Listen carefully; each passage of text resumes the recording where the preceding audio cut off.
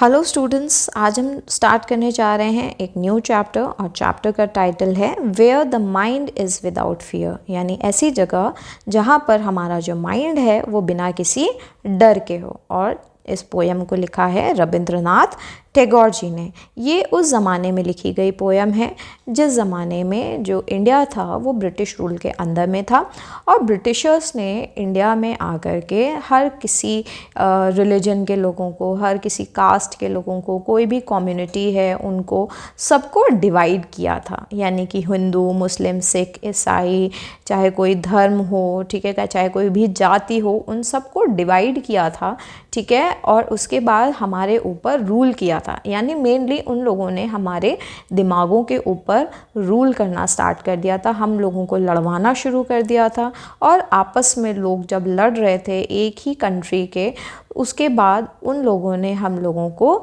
Deprive किया बहुत सारी चीज़ों से। यानी कि हमारे यहाँ की वेल्थ जो थी, हमारे जो, जैसे भारत को सोने की चिड़िया बोला जाता था, तो सोने की चिड़िया इसलिए नहीं बोला जाता था कि यहाँ पर कोई सोने की चिड़िया थी, नहीं, भारत में इतने ज़्यादा ग्रीनरी थी, इतनी फर्टाइल लैंड थी, इतनी फर्टिलिटी थी यहाँ पर कि वो लोग यहाँ पर अनाज उगाते थे और उसके बाद फिर यहाँ से इंपोर्ट करते थे, एक्सपोर्ट करते थे, अपनी कंट्रीज़ में ले जाते थे, ठीक है।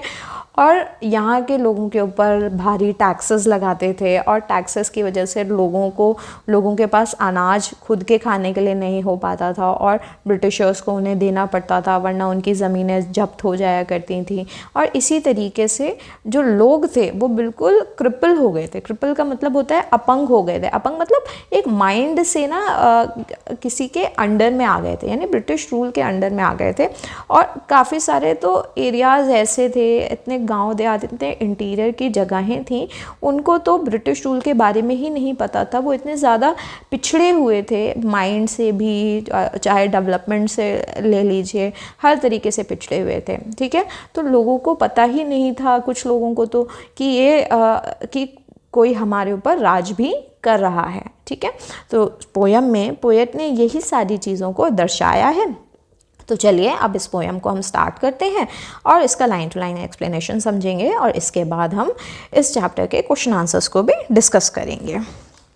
Where the mind is without fear and the head is held high, where knowledge is free, where the world has not been broken up into fragments by narrow domestic walls। तो यहाँ पर first line में जो poet हैं वो poem को शुरू करते हैं एक कल्पना करते हुए, एक ऐसी दुनिया की कल्पना कर रहे हैं जहाँ पर जो लोगों के दिमाग हैं वो बिल्कुल फ्री हैं, यानी आज़ाद हैं लोग, ठीक है। हर तरीके के भय से, कोई भी फियर उनके मन में नहीं है और वो सभी लोग जो हैं खुद को कॉन्फिडेंटली लोगों के सामने एक्सप्रेस कर पा रहे हैं। अपनी जो डिग्निटी है, अपनी जो इज़्ज़त है, वो भी वो लोग नहीं गंवा रहे हैं। देखिए ब्रिटिश रूल के टाइम में क्या होता था, सब का जो थिंकिंग थी वो सब उन लोगों ने उनसे छीन ली थी। मतलब किसी भी को भी कोई भी एक्स्ट्रा चीज़ करने की अनुमति नहीं थी, ठीक है, परमिशंस नहीं मिलती थी।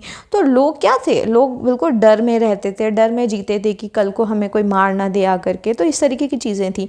तो पोएट यहाँ पर भारत को यही इन्विजन करते हुए सोच रहे हैं कि भारत जो है एक ऐसा देश हो जहाँ पर लोग जो हैं वो बिल्कुल माइंड से आज़ाद हों, बिना किसी डर के हों और अपने आप को कॉन्फिडेंटली लोगों के सामने कैरी कर पाएँ। और वो ऐसी सोसाइटी को इमेजिन कर रहे हैं, ऐसी जो कम्युनिटी, मतलब ऐसी सोसाइटी, ऐसी जो जगह है उसको इमेजिन कर रहे हैं जहाँ पर जो लोग हैं वो खुद को सिक्योर फील कर सकें, मतलब सेफ फील कर सकें और उनके जो थॉट्स हैं, उनके जो बिलीव्स हैं, उनका जो विश्वास है किसी भी चीज़ के लिए, वो उसमें कोई भी बाधा ना आ पाए। फिर सेकंड लाइन में पोएट कहते हैं where knowledge is free. Knowledge का मतलब क्या होता है? नॉलेज का मतलब होता है जो ज्ञान है, ठीक है। जब ब्रिटिशर्स थे तब हमारा जो ज्ञान था, यानी जो हिंदू संस्कृति की जो पढ़ाई थी वो भी हम लोगों से छीन ली गई थी। यानी कि उन लोगों ने उस ज़माने में एक अपनी खुद की जो फॉरेन एजुकेशन पॉलिसी लेकर के आए थे, ठीक है। फॉरेन एजुकेशन पॉलिसी में कुछ सब्जेक्ट्स ऐसे थे जो कि नहीं पढ़ाए जाने थे, ठीक है। स्कूल्स उन्होंने सेटअप किए थे जहाँ पर वो लोग अपने यहाँ के जो सब्जेक्ट्स थे उनको पढ़ाते थे।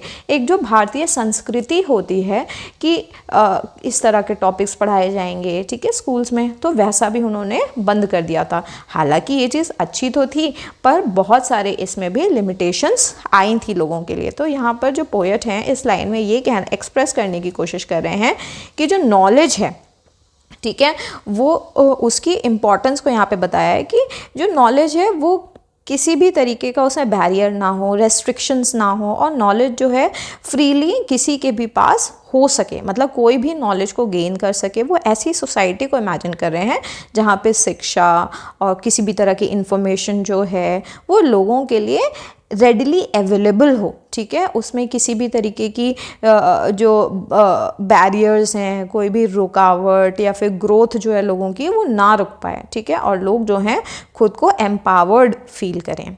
थर्ड लाइन में where the world has not been broken up into fragments, ठीक है। अब यहाँ पर जो पोएट हैं वो उनकी इच्छा है, वो ऐसे दुनिया को चाहते हैं जहाँ पर लोगों के बीच में बंटवारा ना हुआ हो, ठीक है। फ्रेगमेंट्स का मतलब होता है छोटे छोटे टुकड़े, ठीक है। अब छोटे छोटे टुकड़े का यहाँ पर बहुत गहरा मीनिंग है। ब्रिटिशर्स के टाइम पर उन्होंने लोगों को टुकड़ों में बांटा था। टुकड़े कैसे? हिंदू, मुस्लिम, सिख, ईसाई, एक तो हो गया धर्म के बेसिस पे उन्होंने बांट दिया। फिर आ गई जातियाँ, ठीक है, हर धर्म में अलग अलग जातियाँ थीं, उन जातियों के बेसिस पे भी लोगों को बांटा, ठीक है। लोगों को उस बेसिस पे तो बांटा ही बांटा, साथ में लोगों दो देश बना दिए उन्होंने, भारत और पाकिस्तान, जबकि पाकिस्तान क्या था? भारत का हिस्सा था, ठीक है, जिसको हम अखंड भारत बोलते हैं। तो उन लोगों ने वो भी टुकड़े बना दिए थे उस टाइम पर। तो पोएट यहाँ पर ये कहते हैं कि ऐसी दुनिया की वो इच्छा कर रहे हैं जहाँ पर किसी भी तरह का डिवीज़न ना हो, किसी भी तरह का कोई भी सोसाइटी जो है वो अलग ना हुई हो, ठीक है। लोग जो हैं वो इकट्ठे रहते हों। वो ऐसा सोचते हैं कि जो कम्युनिटीज़ हैं जहाँ पर लोग रह रहे हैं उनके बीच में किसी भी तरीके की बाउंड्रीज़ ना हो, चाहे वो जाति से रिलेटेड हो, चाहे नेशनैलिटी से रिलेटेड हो। जैसे पाकिस्तान इंडिया बना दिया गया था तो पाकिस्तानी अलग हो गए थे, हिंदुस्तानी अलग हो गए, तो ऐसी कोई भी बाउंड्रीज़ जो हैं वो हमारे बीच में ना हो और सभी लोगों में बहुत ज़्यादा यूनिटी हो, हार्मनी हो, इस चीज़ को वो चाहते हैं। बाय नैरो डोमेस्टिक वॉल्स, अब यहाँ पे नैरो डोमेस्टिक वॉल्स जो है इसको सिंबलाइज किया है लोगों की नैरो माइंडेडनेस से, यानी कि छोटी सोच से, ठीक है। और इसके अलावा इन्होंने ये बताया कि ऐसी दुनिया हो जहाँ पर जो लोग हैं उनकी सोच जो है वो नैरो ना हो, यानी कि छोटी सोच ना हो और लिमिटेड सोच ना रखें, ठीक है, लिमिटेड कम्युनिटी में ना रहें।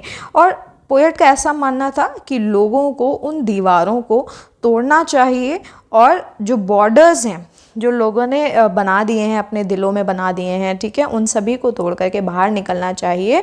और ऐसा पर्सपेक्टिव लोगों में आए, ऐसे चीज़ें दिमाग में आए लोगों के, जिससे कि वो लोग सब एक साथ इकट्ठे एक देश में, एक दुनिया में इकट्ठे एक साथ बिना किसी लड़ाई झगड़े के रह सकें। Where world comes out from the depth of truth, यानी कि यहाँ पर ये जो लाइंस हैं, यहाँ पर जो पोएट हैं ये सोचते हैं, ये उनके दिमाग में रहता है कि ऐसी दुनिया हो जहाँ पर लोग जो हैं बिना थके, ठीक है, बहुत ज़्यादा एफ़र्ट लगाएं, अपने गोल्स जो हैं उनको अचीव करें, ठीक है। और वो ऐसी सोसाइटी चाहते हैं जहाँ पर सभी लोग कॉन्टिन्यूसली अपने आप को ग्रो करने के लिए, अपने खुद को ऊपर उठाने के लिए ज़्यादा से ज़्यादा मेहनत करें और उन सभी चीज़ों को अचीव कर पाएँ। Where tireless striving stretches its arm towards perfection, यानी कि यहाँ पर पोएट ये एम्फसाइज कर रहे हैं कि जो लोगों की जो लॉजिकल जो थिंकिंग है, ठीक है, उसको इम्प्रूव करें, आगे बढ़ें, ठीक है। और अपना जो लोगों के अंदर जो मैनिपुलेशंस आ गए हैं, ठीक है, जो लोगों को जैसे आप कहते हैं कि किसी ने किसी को बहका दिया, तो वैसी चीज़ें ना रहें। लोग जो हैं कल्चरली एक दूसरे के साथ रहें, एक दूसरे के साथ घुल मिल करके रहें, उनके मन में थॉट्स रहें कि हम लोग एक हैं, ना कि अलग अलग हैं, एक दूसरे के साथ ट्रुथफुल तरीके से और परफेक्टली एक दूसरे के साथ इस सोसाइटी में इकट्ठे रह पाएँ। Where the clear stream of reason has not lost its way, यानी यहाँ पर पोएट ऐसी सोसाइटी को इमेजिन कर रहे हैं जहाँ पर जो लोग हैं वो उनकी जो सोचने की जो इच्छा शक्ति है वो इम्प्रूव हो, वो हर दिशा में सोच पाएँ, कोई भी कॉम्प्लेक्सिटी आ जाए लाइफ में, कोई भी डिफ़िकल्टी आ जाए लाइफ में, उसमें उनको क्लैरिटी हासिल हो, ठीक है, और सही तरीके से वो उस चीज़ को आगे कर पाएँ।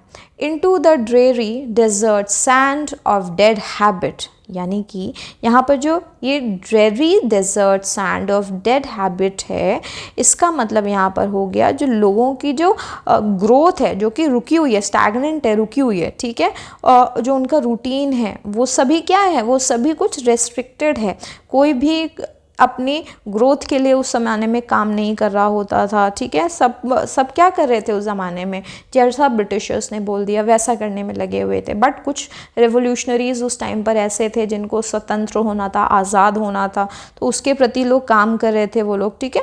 तो पोएट यही उनकी इच्छा ही यही है कि ऐसी सोसाइटी हो जहाँ पर जो पुराने तकिया नुसी जो कस्टम्स चले आ रहे हैं, ठीक है, माइंडलेस रूटीन्स जो हैं लोगों के, वो सब चेंज हों और इनोवेशन की तरफ हम लोग आगे बढ़ पाएँ। Where the mind is led forward by the, अब यहाँ पर दी का यूज़ हुआ है, तो हम इसको समझेंगे कि यहाँ पर जो पोएट हैं ये एक्नॉलेज कर रहे हैं कि एक कोई गाइडिंग फोर्स है, एक हायर पावर है, जैसे कि एक गॉड हो गए, तो दी यहाँ पर गॉड के लिए भी बोला जा सकता है कि वो गॉड से कह रहे हैं कि ऐसी दुनिया हो, ठीक है, जहाँ पर एक हायर पावर हो जो हमारे माइंड्स को एनलाइटन कर पाए, हमें प्रोग्रेस प्रोवाइड कर पाए, हमें दिमाग दे सके, जिससे कि हम जो हैं अपने काम में एक पर्टिकुलर डायरेक्शन में आगे बढ़ सकें, ठीक है, और ह्यूमैनिटी के लिए काम कर सकें, लोगों का फ्यूचर जो है उसको ब्राइटर कर सकें, जिससे कि सभी का कल्याण हो सके।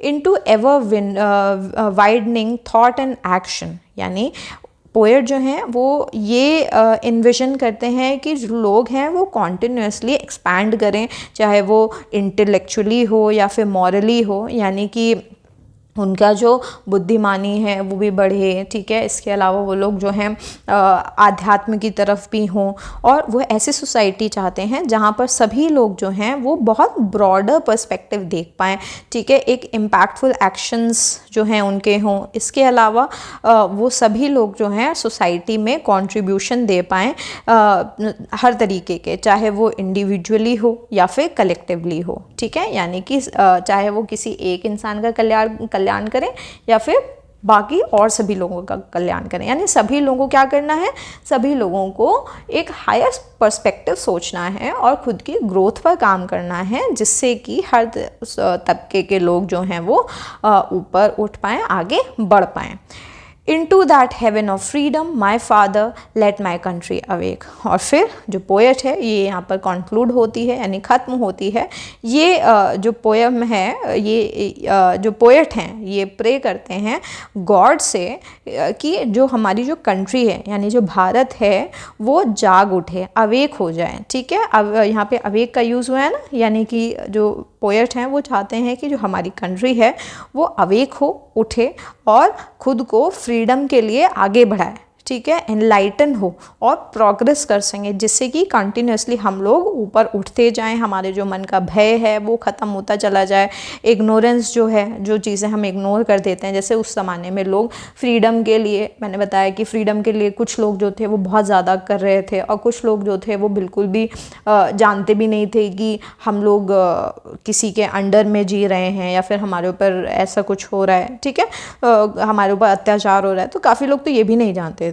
तो यहाँ पर पोएट जो हैं वो गॉड से या फिर हायर पावर से ये कहते हैं कि सभी लोग जो हैं वो उनके जो दिमाग है वो सब अवेक हो जाएं, उठें और जो देश है वो आज़ादी की तरफ बढ़े और जो नैरो माइंडेडनेस है लोगों के अंदर वो भी ख़त्म हो। तो अब इसकी एक शॉर्ट समरी भी समझ लेते हैं इस पोएम की, कि यहाँ पर जो पोएट हैं यानी रविंद्रनाथ टैगोर जी जो हैं, यहाँ पर एक ऐसी सोसाइटी को इन्विजन करते हैं, ऐसी सोसाइटी की कल्पना करते हैं जहाँ पर लोग आज़ाद हों, उनके पास नॉलेज हो और यूनिटी यानी एकता के साथ एक दूसरे के साथ रहें। पोएम यहाँ पर शुरू होती है ये डिस्क्राइब करते हुए कि जो वर्ल्ड है वो वहाँ पर ऐसे लोग होने चाहिए जिनको डर ना हो किसी भी चीज़ का, ठीक है, फियर फ्री हों, यानी किसी भी तरीके के डर से आज़ाद हों, कॉन्फिडेंट रहें, ठीक है, और अपने आप को ऊपर ग्रो कर सकें, ठीक है। यहाँ पर एम्फसाइज़ किया गया है कि जो नॉलेज है वो सभी के लिए फ्री होनी चाहिए, लोगों जो हैं वो किसी भी तरह से उनके बीच में किसी भी तरह की डिविजन्स ना हो, हिस्सों में ना बटे हुए हों, और फिर उसके बाद वो लोगों के जो नैरो माइंडेडनेस है उसको भी ख़त्म करना चाहते हैं, सोसाइटी को सिंसियरिटी और ट्रुथ के लिए आगे ऊपर उठाना चाहते हैं। वो इन्विजन करते हैं कि सोसाइटी में जो परफेक्शन के लिए जो काम किया जा रहा है, प्रोग्रेस करने के लिए जो काम किया जा रहा है, वो कॉन्टिन्यूसली चलते रहना चाहिए, किसी भी चीज़ में रुकावट या फिर स्थिरता नहीं आनी चाहिए। पोयम ये भी एक्नॉलेज करती है कि जो गॉड हैं, जो कि हमारी गाइडिंग फोर्स है, जो हमें ऊपर उठाने की कोशिश कर रहे हैं, ठीक है, उनसे वो प्रे भी कर रहे हैं कि हमें आप जो है इतनी पावर दें, हमें गाइड करें, जिससे कि हम हमेशा आगे की ओर, ऊपर की ओर उठते रहें और हमारे जो एक्शंस हैं वो हमारी प्रोग्रेस में शो हों, ठीक है। और फिर जो पोएट है वो पोएम को ख़त्म करते हैं भगवान से प्रे करते हुए कि हमारा जो हेवन ऑफ फ्रीडम है, यानी कि जो हमारा जो फ्रीडम का अधिकार जो है, जहाँ वहाँ पर हम लोग फ्यूचर में ऊपर उठें, लिबर्टी हासिल करें, एनलाइटन हों और एक दूसरे के साथ यूनिटी के साथ रह सकें। तो स्टूडेंट्स, ये इस चैप्टर की लाइन टू लाइन एक्सप्लेनेशन का समरी था। आई होप आप सभी को एक्सप्लेनेशन भी अच्छे समझ में आ गई होगी। तो अब हम आगे चलेंगे, इस चैप्टर के सभी क्वेश्चन आंसर्स को डिस्कस करेंगे। Answer the following questions with reference to the context. तो क्वेश्चंस दिए गए हैं और रेफरेंस टू कॉन्टेक्स्ट के फॉर्म में है और उनको हमें आंसर करना है। Where the world has not been broken up into fragments by narrow domestic walls, what do narrow domestic walls represent. अब यहाँ पर ये जो नैरो डोमेस्टिक वॉल्स यूज़ हुआ है वो क्या दर्शा रहा है, तो आंसर में लिखेंगे narrow domestic walls symbolize barriers created by narrow-mindedness, prejudices and limited perspectives within the confines of one's home or community। तो यहाँ पर narrow domestic walls को सिंबलाइज किया है लोगों की नैरो माइंडेडनेस से, यानी छोटी सोच से, जिससे कि वो जो छोटी सोच जिसकी वजह से लोग जो हैं वो ऊपर नहीं उठ पा रहे हैं, ठीक है, अपनी सोच को नहीं इम्प्रूव कर पा रहे हैं, चाहे वो एक घर के अंदर हो या फिर एक कम्युनिटी लेवल पर ही क्यों ना हो, ठीक है। तो इसलिए यहाँ पर नैरो डोमेस्टिक वॉल्स का इस्तेमाल किया गया है। How do these walls reduce the world into fragments. तो यहाँ पे ये जो छोटी छोटी वॉल्स जो हैं, ठीक है, ये जो नैरो डोमेस्टिक वॉल्स जो हैं, तो ये जो है ये किस तरीके से वर्ल्ड को छोटे छोटे टुकड़ों में बांटती है। तो these walls create divisions among people, separating them based on factors such as religion, caste, nationality or social status, instead of fostering unity and understanding. They fragment society into isolated groups with conflicted interest। यानी ये जो walls हैं जिसकी वजह से लोग जो हैं आपस में बटे हुए हैं, ठीक है, किन बेसिस पर, चाहे वो रिलीजन हो, चाहे वो कास्ट हो, चाहे नेशनैलिटी हो या फिर सोशल स्टेटस, यानी कि आर्थिक स्थिति के हिसाब से भी लोग उस ज़माने में उठे, मतलब अलग अलग थे, यानी हर तरीके के लोगों को हर तरीके के टुकड़ों में बांट दिया गया था। तो ऐसा करना बिल्कुल भी सही नहीं था, ठीक है, पर ऐसा हुआ था। ये जो फ्रेगमेंट्स थे, जो नैरो बाउंड्रीज थी, उनकी वजह से ये सारी चीज़ें हुई थी, जबकि हमें क्या करना चाहिए था, एक दूसरे के साथ यूनिटी और अंडरस्टैंडिंग से रहना चाहिए था, ना कि आइसोलेटेड छोटे छोटे ग्रुप्स में रहना चाहिए था जिनमें आपस में भी मतभेद हो। What kind of world would we have if these walls did not exist? अगर ये वॉल्स ना होती तो किस तरह की दुनिया में हम रह रहे होते। Without these walls, the world would be characterized by unity, openness and inclusivity, where people could interact freely, exchange ideas and collaborate without being hindered by divisive boundaries। तो यानी कि यहाँ पर ये कहा गया है कि अगर किसी भी तरीके की वॉल्स ना होती तो जो वर्ल्ड है वो यूनिटी के साथ होता, यानी कि उनमें एकता होती, ओपननेस यानी खुले विचारों वाले होते, ठीक है, इसके अलावा एक दूसरे के साथ इंटरेक्ट कर पाते, आइडियाज़ को एक्सचेंज कर पाते और मिलजुल कर कोई भी ग्रोथ जो है उसे रोकते नहीं एक दूसरे की और आगे बढ़ते रहते हैं। अब आते हैं सेकेंड क्वेश्चन पर, where the mind is led forward by the into ever widening thought and action, whose mind is being referred to here। तो यहाँ पर ये किसका माइंड यहाँ पर रेफर किया गया है? The mind of the individual और the collective consciousness of society is being referred to here, यानी कि यहाँ पर लोगों के जो विचार हैं, ठीक है, चाहे वो सोसाइटी के विचार हो, चाहे फिर वो इंडिविजुअल एक इंसान के विचार हो, वहाँ यहाँ पर जो माइंड है उन्हीं के ही विचारों को रेफर किया गया है। Who is being addressed to as thee? What role does the poet wish thee to play? तो यहाँ पर जो पोएम में जो दी का इस्तेमाल हुआ है, THEE दी का इस्तेमाल हुआ है, ये कौन है और इसके अलावा क्या रोल ये प्ले करता है? Thee refers to a higher power or guiding force such as God or the poet's idealized vision of a benevolent leader or mentor. The poet wishes thee to provide guidance and inspiration, leading the mind towards enlightenment, progress and broader perspective. तो यहाँ पर जो दी है वो higher power के लिए या फिर गाइडिंग फोर्स के लिए इस्तेमाल किया गया, जैसे कि गॉड भी हो सकते हैं।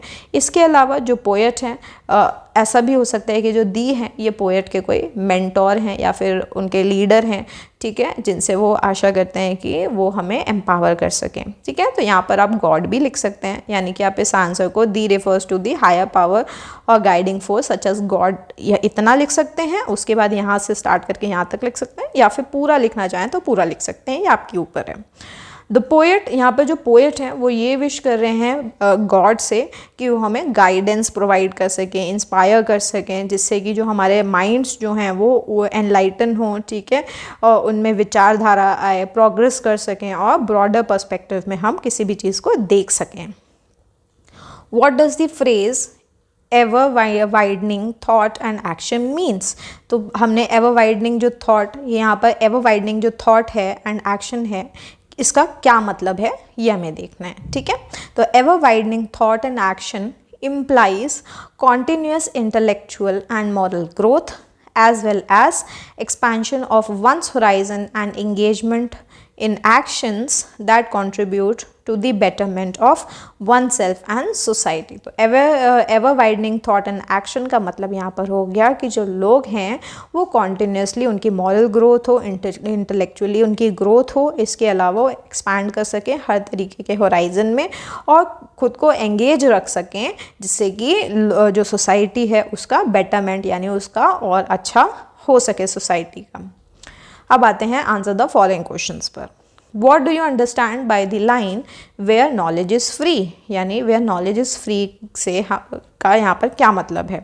तो the line where knowledge is free suggests a society where access to education and information is unrestricted and individuals are encouraged to seek knowledge without fear of censorship और रिप्रेशन। तो यहाँ पर जो लाइन है वेयर नॉलेज इज़ फ्री, यहाँ पर poet जो हैं वो यही कहना चाहते हैं कि ऐसी जगह जहाँ पर जो एजुकेशन है, नॉलेज है, वो रेस्ट्रिक्टेड ना हो, ठीक है, और हम सभी लोगों को जो नॉलेज है, जो हमें ज्ञान चाहिए, वो बिना किसी डर के, बिना किसी सेंसरशिप के हमें मिल सके। Why would the poet's ideal country be a heaven of freedom? तो यहाँ पर जो पोएट हैं उनके हिसाब से जो उनकी कंट्री है वो हेवन ऑफ फ्रीडम कैसे, क्यों होनी चाहिए?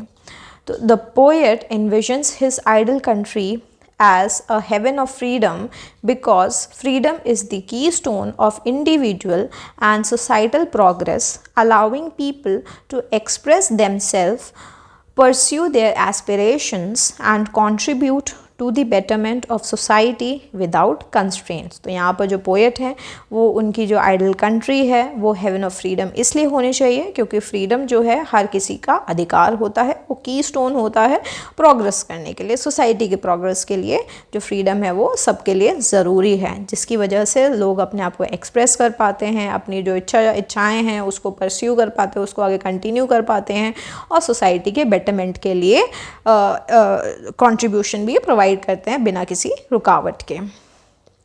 What is the figure of speech used in the line where tireless striving.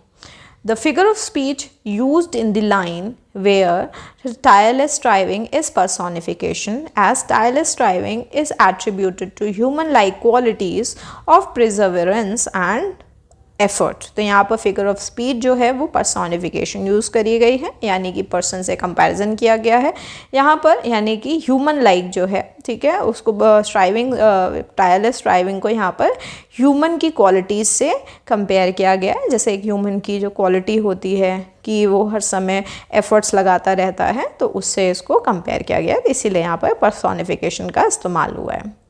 What does the poet mean by the phrase let my country awake? What state was the country in earlier? तो यहाँ पर जो poet हैं, ये let my country awake का यहाँ पर क्या मीनिंग है, पोएट क्या कहना चाह रहे हैं, इसके अलावा किस तरीके की सिचुएशन में वो जो कंट्री थी वो किस तरह की सिचुएशन में है थी उस ज़माने में। The poet means that he wishes his country to awaken to a state of enlightenment, progress and freedom. Earlier, the country was in a state of ignorance, stagnation and oppression. तो poet जो हैं यहाँ पर यही wish करते हैं कि जो उनकी कंट्री है वो अवेक हो, एनलाइटन हो, जिसकी वजह से प्रोग्रेस हो सके और हम आज़ाद हो सके। और पहले के समय में जो कंट्री थी यहाँ ये इग्नोर करी गई थी, स्टैगनेंट थी इसकी ग्रोथ, यानी इसकी ग्रोथ भी रुकी हुई थी, और सभी लोग जो थे वो बहुत ज़्यादा ऑप्रेस्ड थे, यानी दबाए जा रहे थे, उनके ख्याल हर चीज़ों से वो दबे हुए थे। Who do you think the poem is addressed to? तो यहाँ पर ये जो पोएम है ये किसके लिए एड्रेस करी गई है?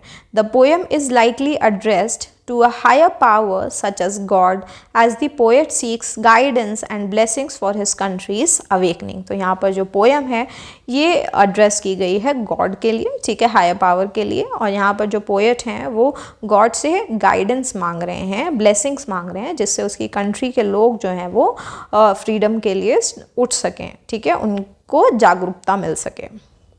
अब आते हैं डी पार्ट में।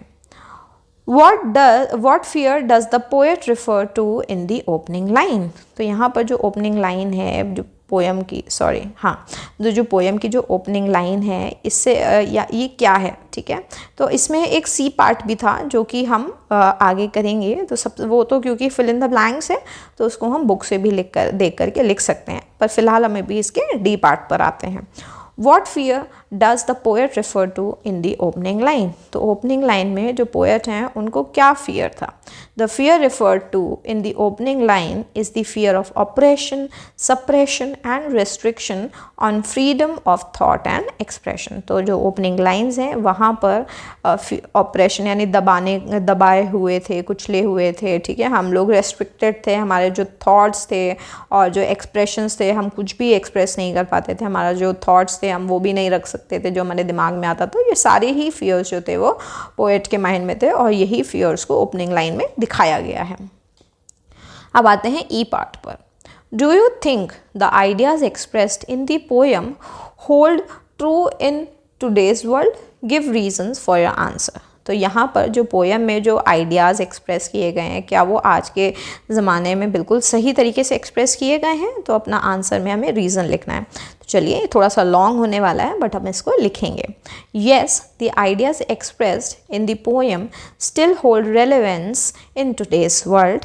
Despite progress in many areas, there are still barriers to knowledge, divisions within society, and struggles from freedom and enlightenment. The poem's call for unity, freedom, and the pursuit of knowledge remains aspirational and relevant in addressing contemporary challenges and aspirations for a better world. तो हाँ, ये जो idea है जो express किया गया है poem में, ये आज भी दुनिया में एग्जिस्ट करता है।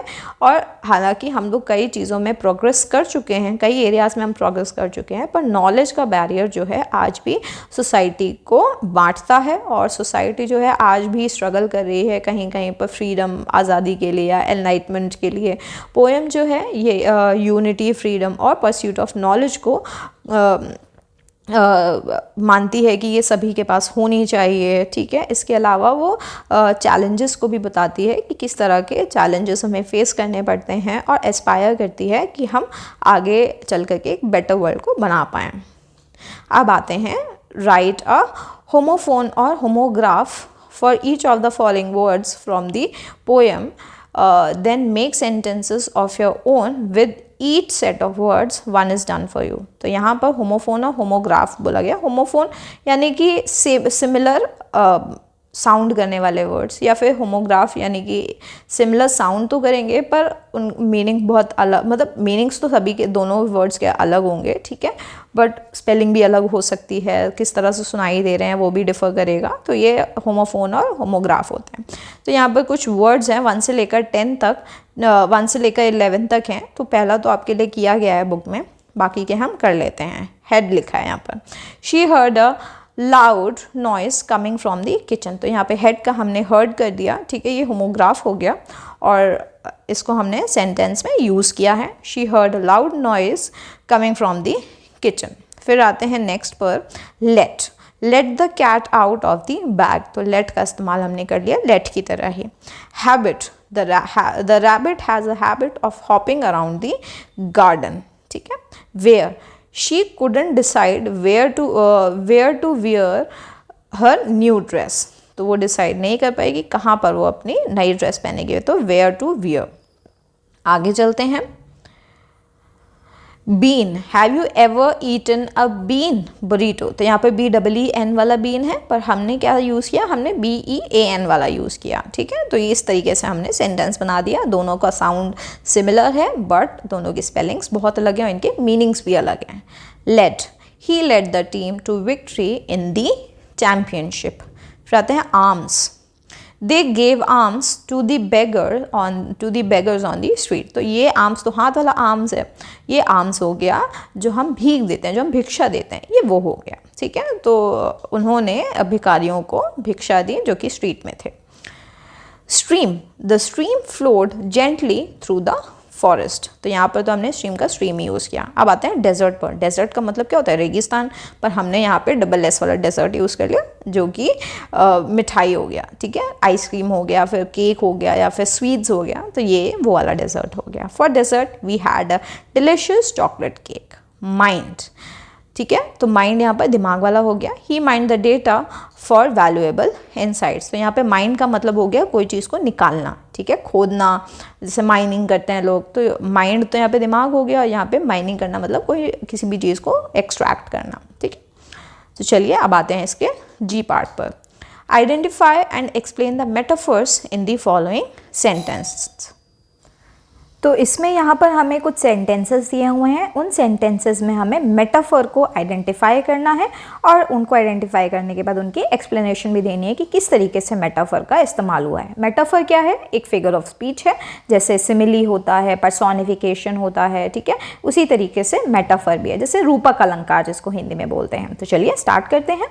India is a melting point of various cultures. तो यहाँ पे इंडिया को मेल्टिंग पॉट से कंपेयर किया गया है ऑफ वेरियस कल्चर, यानी अलग अलग कल्चर्स का मेल्टिंग पॉट है। मेल्टिंग पॉट तो यहाँ पर हमारा मेटाफर हो गया, ठीक है, मेटाफर हमारा हो गया मेल्टिंग पॉट। फिर इसका एक्सप्लेनेशन किस तरीके से दिया है ये समझ लेते हैं।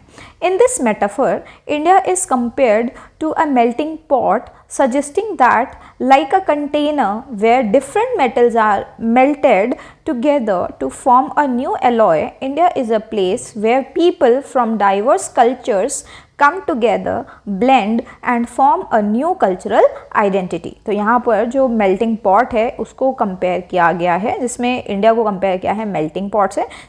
पॉट क्या है, पॉट जैसे एक मेटल का कंटेनर मान लीजिए, मेटल का बर्तन है और मेटल बहुत सारी चीज़ों से मिल करके बना होता है, ठीक है। तो इसी तरीके से जो हमारा भारत है वहाँ पर अलग अलग कल्चर के लोग एक साथ रहते हैं, एक दूसरे के साथ ब्लेंड अच्छे से होते हैं और हर किसी की अपनी कल्चरल आइडेंटिटी भी होती है। तो इसीलिए यहाँ पर मेल्टिंग पॉट का इस्तेमाल हुआ है। सेकंड क्वेश्चन में आते हैं। The poet weaves a tapestry of a dream country with in his words. तो यहाँ पर मेटाफर है वीव्स ऑफ टेपेस्ट्री। तो यहाँ पर वीव्स ऑफ टेपेस्ट्री जो है ये हमारा मेटाफर हो गया। तो इसका एक्सप्लेनेशन समझ लेते हैं। This metaphor implies that the poet is creating something intricate and beautiful akin to a tapestry by skilfully combining different elements, that is words and ideas, to depict his vision of an ideal country. तो यहाँ पर हम देख सकते हैं, समझ सकते हैं कि जो मेटाफर है उसका इस्तेमाल इसलिए हुआ है कि पोएट जो है यहाँ पर ब्यूटीफुल और इंट्रिकेट टेपेस्ट्री बनाने की कोशिश कर रहे हैं।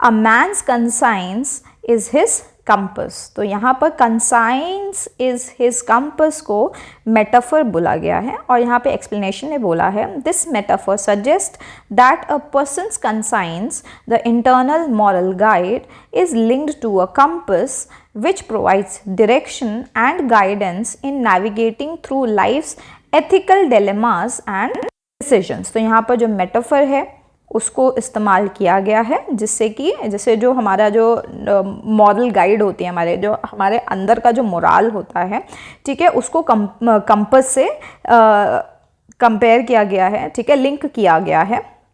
और उससे क्या होता है, इससे हमें हमारी लाइफ में डायरेक्शन प्रोवाइड होती है, ठीक है, दिशा मिलती है, जिसकी वजह से हम जो भी हमारे मन में जो धर्म संकट चल रहा है या डिसीजन मेकिंग है उसमें हमें एक डायरेक्शन मिलती है, ठीक है।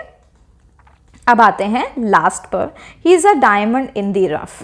तो यहाँ पर जो मेटाफर है वो डायमंड इन दी रफ है, ठीक है। Here diamond is the rough compares a person to an uncut और unpolished diamond found in its natural state, implying that despite outward appearances or initial roughness, the person possesses great potential and hidden qualities that will shine brightly once developed or refined। तो यहाँ पर diamond in a rough जो है इसको metaphor इसलिए बोला गया है कि जैसे एक डायमंड कहाँ से मिलता है, कोयले की खदान के अंदर से डायमंड निकलता है, ठीक है। तो जब डायमंड अपनी रॉ फॉर्म में होता है तो वो उसकी कोई पर्टिकुलर शेप नहीं होती है। और डायमंड की हमने अगर हम कैरेक्टरिस्टिक की बात करें तो डायमंड जो है वो बहुत हार्ड होता है, कार्बन का कंपाउंड है, बहुत हार्ड होता है, उसको शेप करने में भी काफ़ी मेहनत लगती है उसको शेप करने में भी।